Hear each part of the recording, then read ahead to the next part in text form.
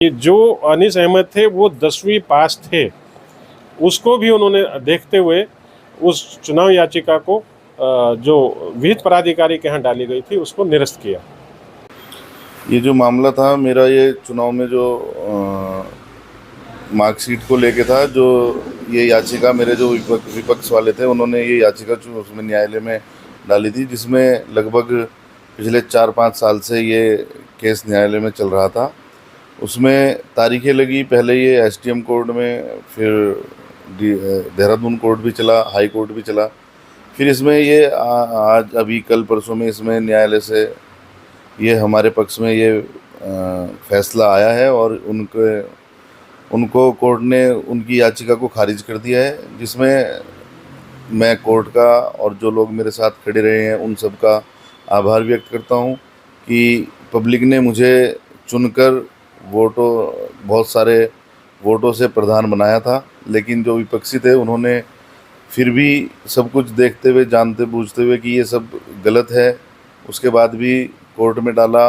और कोर्ट से उन्हें उनके मुंह पे जो तमाचा लगाया है, आज मैं उसमें कोर्ट का आभार व्यक्त करता हूं। और जो पब्लिक, जो मेरे दोस्त, मेरे लोग, जो मेरे साथी मेरे साथ खड़े रहे हैं, उनका भी आभार व्यक्त करता हूं। और ये एक बहुत अच्छा फैसला आया है, ये न्याय की जीत हुई है, जिसमें मैं आप सबका भी और अपने जो क्षेत्र के लोग हैं उनका भी और कोर्ट का भी धन्यवाद करता हूं। इसमें कोई फैसला आया था? देखो, जो अनीस अहमद वाली चुनाव याचिका थी वो 2019 के चुनाव जो उनका परिणाम आया था उसके बाद समीर अहमद के द्वारा डाली गई थी। और समीर अहमद ने चुनाव याचिका जो है, जो उसमें निर्धारित समय है, चुनाव परिणाम घोषित होने के 90 दिन के अंदर चुनाव याचिका विहित प्राधिकारी के यहाँ प्रस्तुत की जानी थी, लेकिन उनके द्वारा जो चुनाव याचिका डाली गई उससे 55 दिन और डिले, 90 दिन के बाद 55 दिन और अधिक हो गए थे, उसके बाद डाली गई, जिसमें विहित प्राधिकारी ने अनीस अहमद के विरुद्ध अपना फैसला दिया था, जिसके विरुद्ध हम जिला न्यायालय में गए और जिला न्यायालय ने जो है हमारी बात को मानते हुए,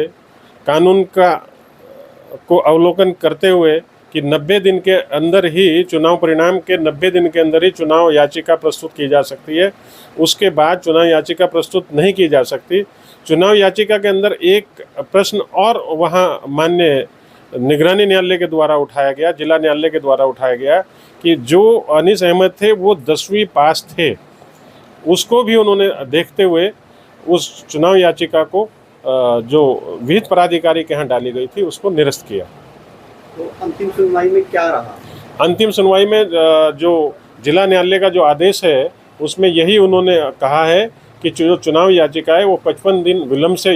डाली गई थी, जो पोषणीय नहीं थी, और उसको निरस्त कर दिया गया। आप सब लोगों से, क्षेत्र की जनता से मेरी अपील है कि जैसे आपने, शुक्रिया अदा करता हूँ अपने लोगों का, अपने साथी, अपने दोस्त जो मेरे बड़े हैं, बुजुर्ग हैं, मेरे साथ जुड़े हुए हैं कंधा से कंधा मिला के, मैं उन सब का शुक्रिया अदा करता हूँ कि वो सब मेरे साथ खड़े रहे। बिल्कुल उन्होंने मुझे बहुत हिम्मत दी है और आज भी मेरे साथ खड़े हैं। उन सबको पता था कि मुझे बहुत ज़्यादा परेशान किया गया, जिस वजह से मैं लोगों से मिल भी नहीं पाया, काम भी ढंग से नहीं कर पाया। और इस बार मुझे पूरी उम्मीद है, अब चुनाव है, कि लोग इस चीज़ का, जो इन्होंने पूरे 5 साल गांव के विकास में जो बाधा डाली है और जो रुकावटें डाली हैं, मुझे पूरी उम्मीद है कि पब्लिक इन्हें इसका जवाब ज़रूर देगी। ये सिर्फ ऊपर वाले का करम है कि उन्होंने बिल्कुल सच्चाई की जीत हुई है और आज ये फैसला हमारे पक्ष में आया है और जो विरोधी थे उनके मुंह पे तमाचा लगा है। और अब जो वो लोगों के बीच में भ्रम फैला रहे थे कि प्रधान ने फर्जी मार्कशीट लगाई है या कुछ गलती ऐसे करके, वो सब लोगों के सामने है। कोर्ट ने उनके पूरे मसले, उनके जो पूरा याचिका थी उसको ही खारिज कर दिया है, झूठे केस में फंसा के। मतलब उन्होंने बहुत कोशिशें करी, पूरे 5 साल तक ऐसे ही परेशान करते रहे वो। और फिर उन्होंने जो याचिका डाली थी उसमें भी अब आपके सामने है कि कोर्ट का फैसला आ गया, वो पूरा का पूरा हमारे फेवर में आया।